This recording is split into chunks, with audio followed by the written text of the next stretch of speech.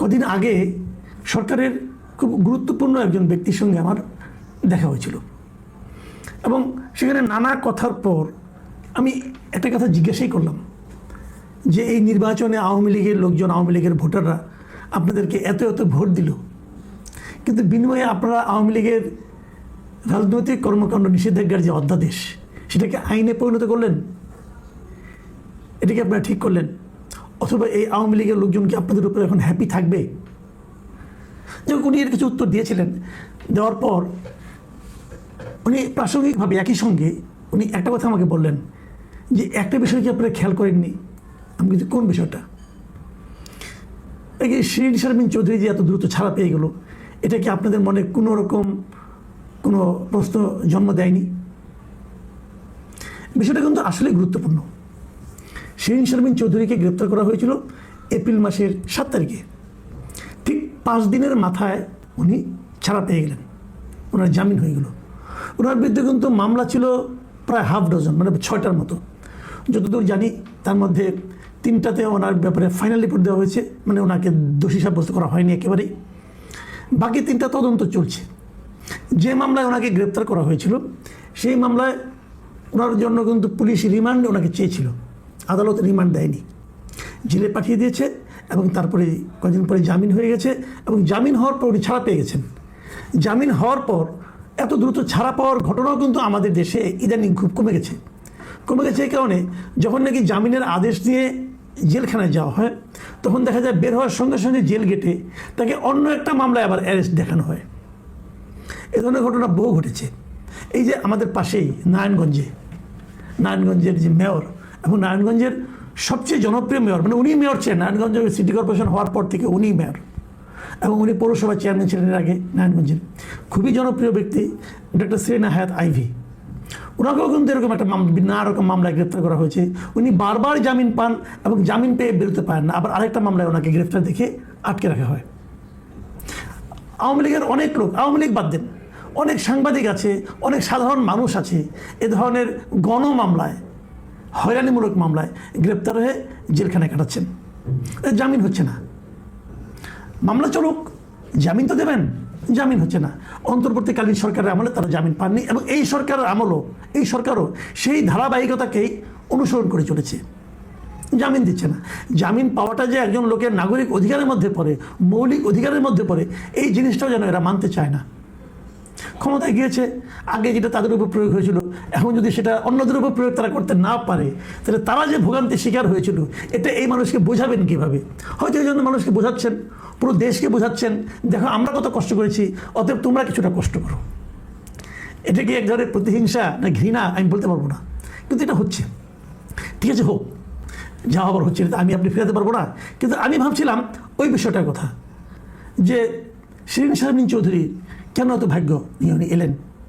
অন্তর্বর্তীকালীন সরকারের আমলেও দেখেছি এরকম আরেকজন ভাগ্যবান ছিলেন সাবির হোসেন চৌধুরী, ওনার বিরুদ্ধে হত্যা মামলা ছিল এবং উনি আরও দ্রুত ছাড়া পেয়ে গিয়েছেন একাধিক হত্যা মামলা একই দিনে তার নিম্ন আদালত থেকে।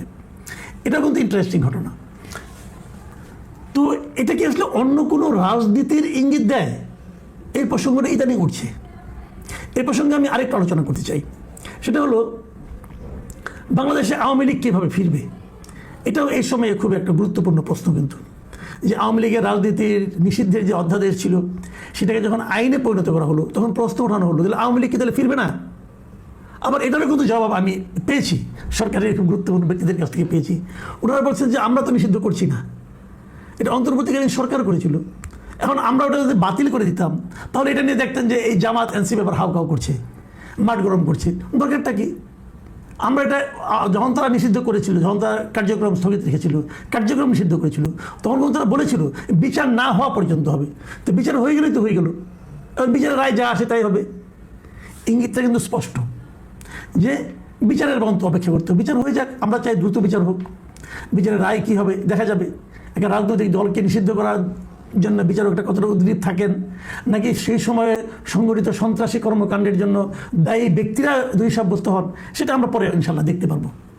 কিন্তু প্রশ্নটা অন্য জায়গায়। যদি ধরেন বিচারের রায় হলো, হাইপোথেটিক্যালি ধরেন যে কিছু লোকের শাস্তি হলো, সব লোকেরই শাস্তি হোক, অসুবিধা নেই যারা নেতৃত্বে ছিলেন, কিন্তু দল তো চলবে, দলকে আপনি এভাবে নিষিদ্ধ করা যায় না। আর গেলে তার মানে আপনার আফটার ইফেক্ট খুব ভয়ঙ্কর হয়। তো ধরে নিলাম দলটা আবার বললো হ্যাঁ আওয়ামী লীগ করা যাবে। কারা করবে আওয়ামী লীগ? কাদের নেতৃত্বে? শেখ হাসিনা?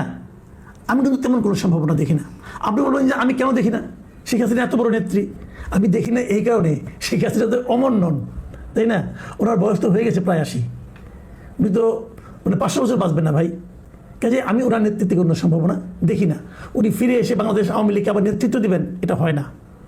এবং এটা গেলে আমার কথা না, আমার কথা যারা আওয়ামী লীগের ভক্ত আছেন, যারা শেখ হাসিনার ভক্ত আছেন, তারা হতাশ হইতে পারেন, বিরক্ত হতে পারেন। কিন্তু আপনার কি মনে আছে, এই কদিন আগের কথা বলছি, এই বছর জানুয়ারিতে আল জাজিরার কাছে একটা ইন্টারভিউ দিয়েছিলেন শেখ হাসিনারই পুত্র, দিয়েছিলেন জয়।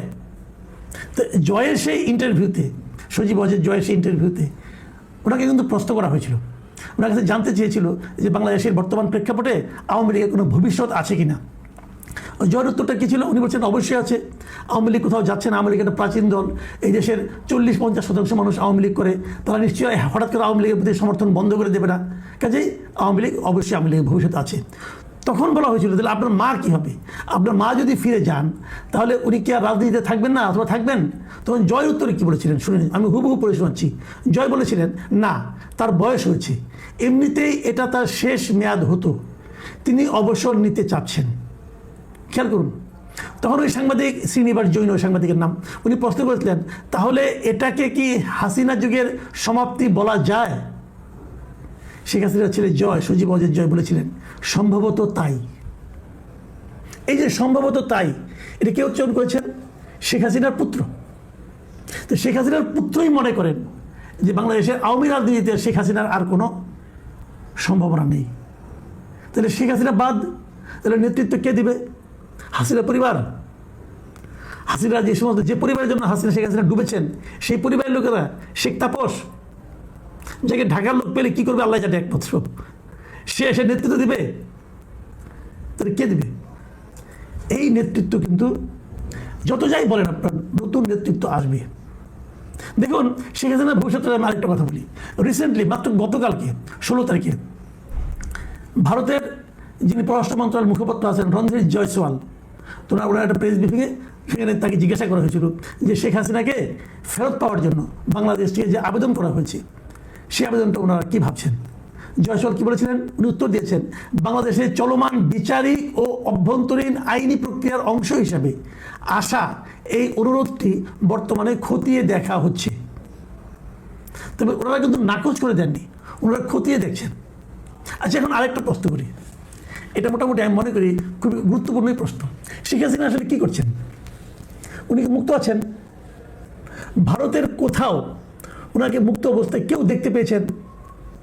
অনেকে কিন্তু শেখ হাসিনার এই থাকার সঙ্গে ওই দালাই লামার অবস্থানটা করেন, বিচার করেন। দালাই লামাও তো ইন্ডিয়াতে আশ্রয় পেয়েছে, হ্যাঁ পেয়েছে, পাওয়ার পর দালাই লামা কিন্তু সারা দুনিয়া ঘুরে বেড়াচ্ছে। শেখ হাসিনা কি ইন্ডিয়ার ভেতরে কোথাও যেতে পারছেন? ভারতে তো অনেক আওয়ামী লীগের নেতা কর্মী আছেন, তো তাদের নিয়েও তো উনি মিটিং করতে পারতেন, না গিয়ে বসতে পারতেন। তা কি করছেন? কোনো নিউজ শুনেছেন এরকম?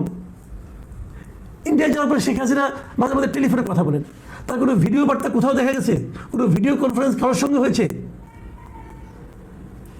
শেখ হাসিনা কি ইন্ডিয়ার বন্দি জীবনযাপন করছেন? ভারত কি শেখ হাসিনাকে নিয়ে হিসেব করছেন যে শেখ হাসিনাকে কীভাবে পোর্ট্রে করলে পর, কীভাবে তাকে সুযোগ দিলে পর বাংলাদেশের সম্পর্ক কতটুকু অবনতি হবে কি হবে না, এটা তারা বিচার করছেন? এই সমস্ত প্রশ্নের উত্তর আপনারা খুব শীঘ্রই পেয়ে যাবেন। কিন্তু আমিও তার পুত্রের মতোই বলতে চাই, বাংলাদেশে আওয়ামী রাজনীতিতে শেখ হাসিনার অধ্যায়ের সমাপ্তি ঘটেছে। যারা শেখ হাসিনাকে নিয়ে নতুন করে আবার চিন্তা করছেন, তাদেরকে কিন্তু তার পুত্রই বলে দিয়েছে এই চিন্তাটা আপনারা করেন না,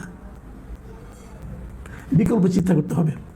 শেখ হাসিনার কাছে যারা সুযোগ সুবিধা পেয়েছেন, দুর্নীতি করেছেন, তাদেরও আমি মনে করি দেশের প্রত্যাবর্তন অতটা সহজ হবে না।